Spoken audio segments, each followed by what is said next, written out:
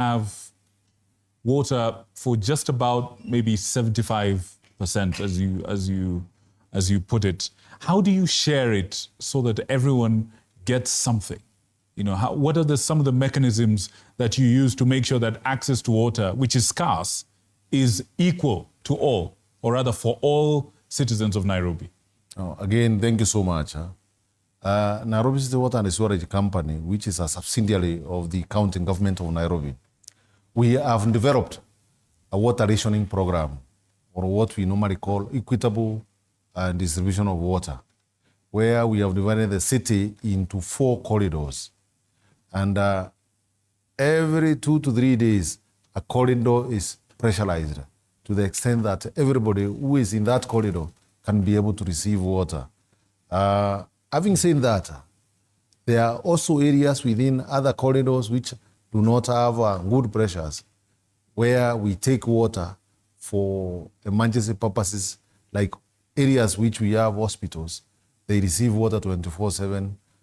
Also the universities, CBD, I'm sure you don't see water tankers in CBD. We have water 24/7.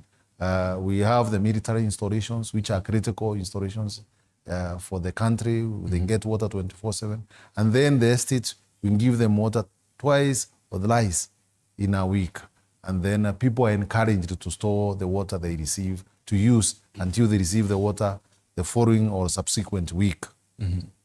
But even as we say that, and it's good that you've mentioned it, many of us who live in the city of Nairobi and its environs have seen these tankers of, the blue trucks carrying water into the estates, and it's a very common occurrence. And a few years ago, actually, and even a few months ago, there was a report that came out that some of these guys are actually getting water from the city, from the pipelines, and stealing from the city to sell to the wananchi. Talk to us about the challenge of the rogue water suppliers. Now, thank you so much. Generally, when there is a scarcity of any commodity, you expect evolution of cartels. Now, you only fight cartels through provision of the commodity, which they are smuggling. Now, with the increase of water supply in the city, I can assure you, tankers have reduced in the city. And you will bear witness, where you live, many of you are receiving water now. Particularly the month of January, the month of February, many of us who are experiencing water supply issues, they are receiving the water. With the cartels, we have been fighting them with the assistance of the national government.